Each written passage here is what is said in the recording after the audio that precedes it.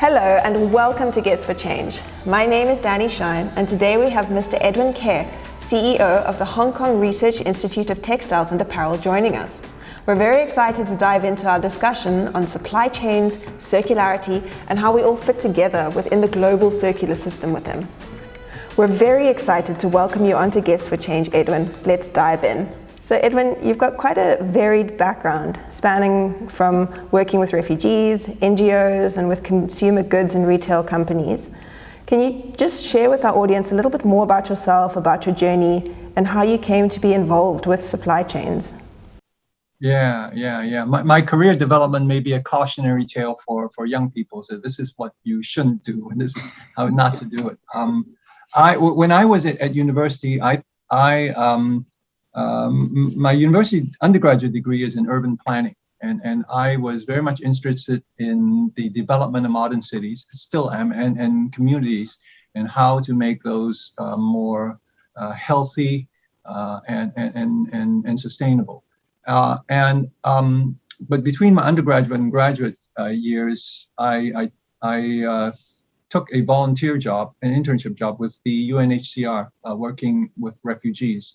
Just because it was an opportunity available, and the 3-month internship turned into a 2-year job that I deferred.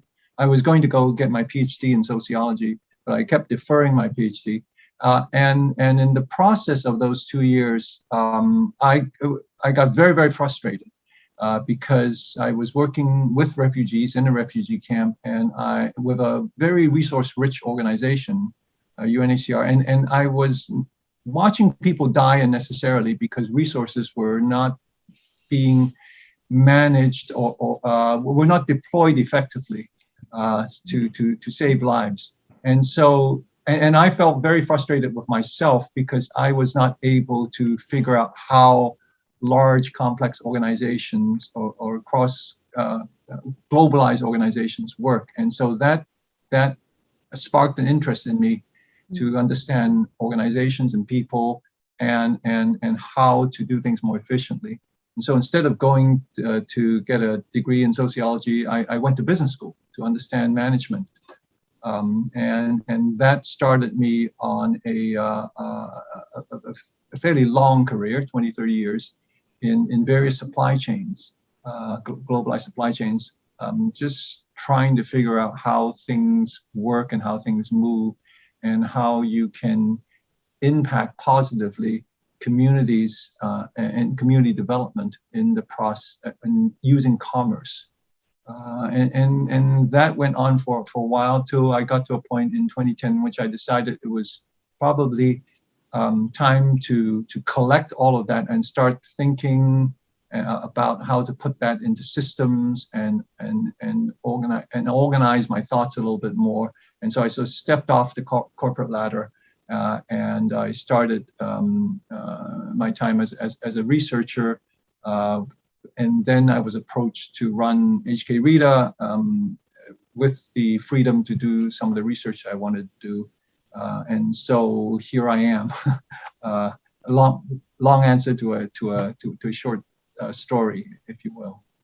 That I think the one guiding principle I have maintained, and this was something sort of I thought about in terms of how can you be useful, how do you develop a useful career, and sort of I thought of, and this was me in the 20s. Thinking of our professional life in 3 phases, that we begin as students. So we, in the beginning of our career, we want to learn as much as we can, and then we become practitioners. So because that is most useful. So you do as much as you can, and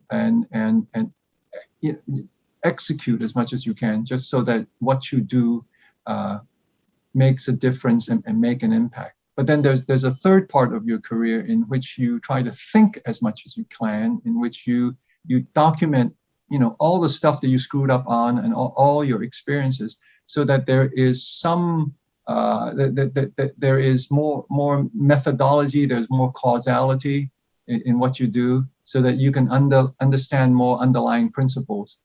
because then the usefulness there is you can apply that to different situations, and that is where you can make the most impact rather than be a practitioner.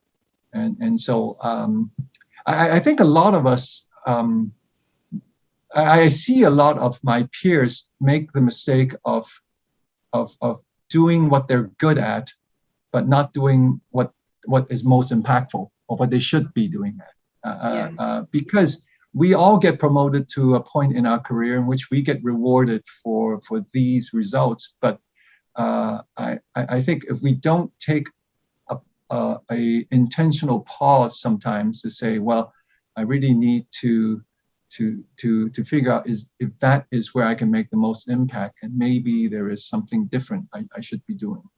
Right? Yeah, completely. And it's also how you've spoken about those different sections of your career that you kind of end up at the point where you can make the maximum impact.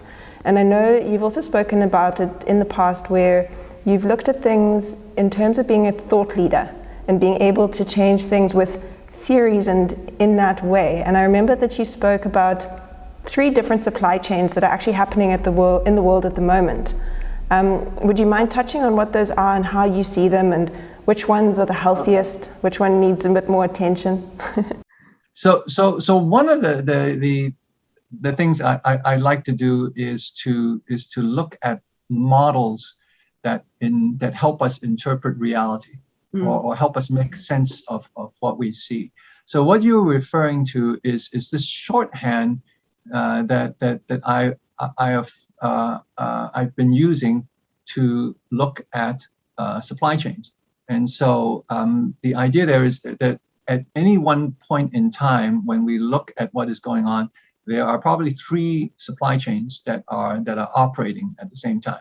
So you have a financial supply chain, which is who is making money, who is paying for this, where the assets are, and how are things flowing, right? And there you look at the deployment of your financial resources. So there's a financial supply chain. There is also a data supply chain, or an information supply chain, which is what is happening, where are things, what is happening, what state are things in the supply chain, and what are what do people think of the things that the goods and services you're providing? What type of value do people give to the things that you're trying to sell? Are there things that we are learning, and also where supply and demand happens, right? And those certainly in globalized supply chains, there are lots of shifts.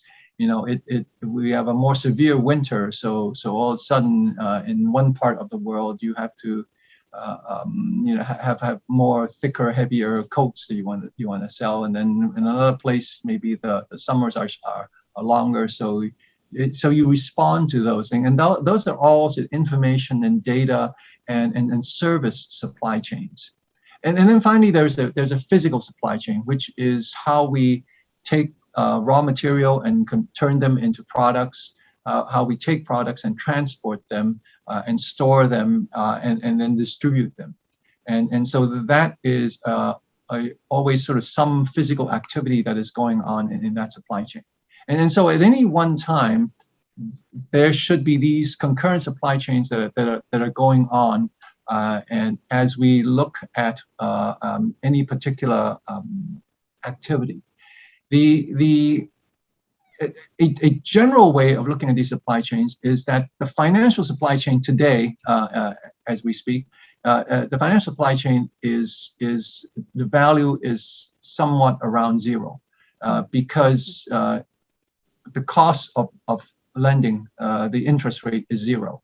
At this point in time, a lot of money is available because we printed a lot of money, and effective interest rate is very, very low. So financial is free, and that's how it's valued, right? Labor supply chain, especially for the textile apparel industry, is deflationary. And that is because consumers usually expect to pay less for something tomorrow because they expect that the supply chains are more and more efficient. Buyers expect that the next season when they go buy the same thing from a factory, that they would be paying less because of those same expectations. And that is why you see all this pressure, especially on the people who are the sewing operators, who are actually the laborers in the supply chain. That's why you see a lot of this effort to figure out how to be more equitable and how to treat the more vulnerable in the supply chain better. The data supply chain, and we can also lump the service into that, is probably the most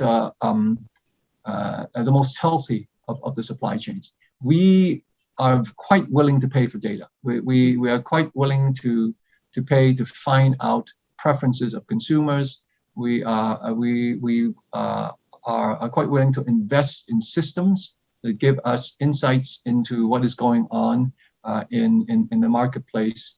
And in fact, a way to think about that is that if you think about the most valuable companies in the world 10 years ago, it would be large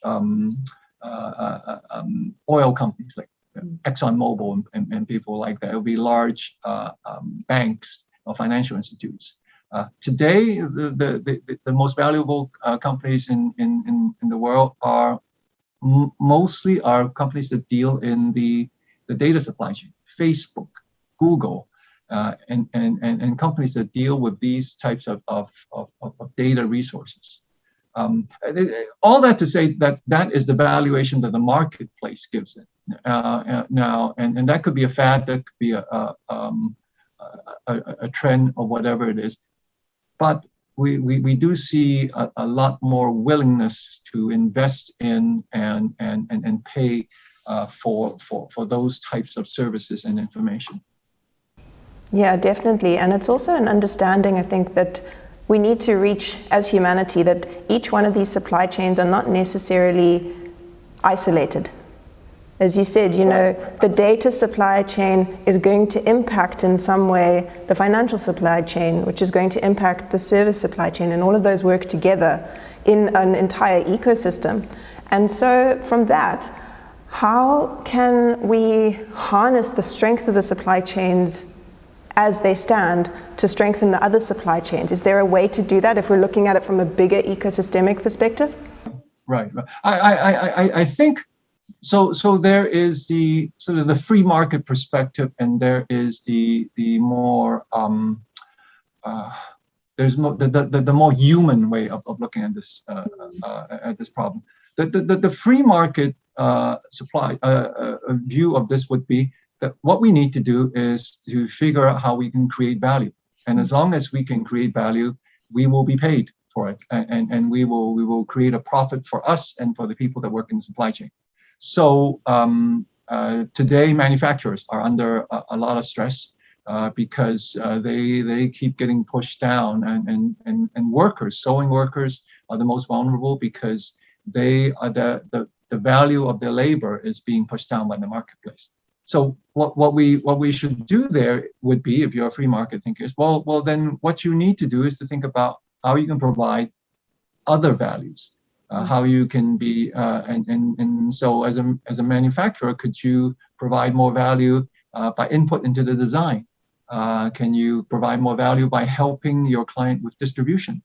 Can you help your customer do fulfillment and other services? And there you can then create a healthier portfolio of value that you're creating, so that you are able to offset one from the other. A more humanistic look at the supply chain would say that, look, we should be fair and we should be more equitable.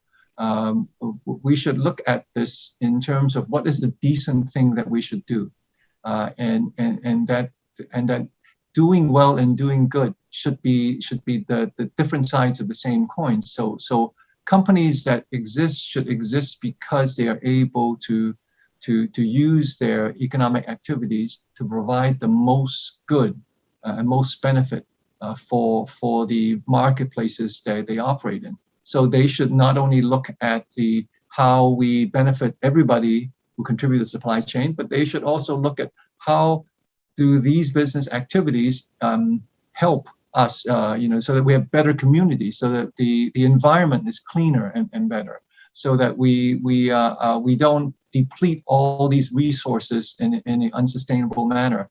That we have all these things as part of our core business mandate, if you will.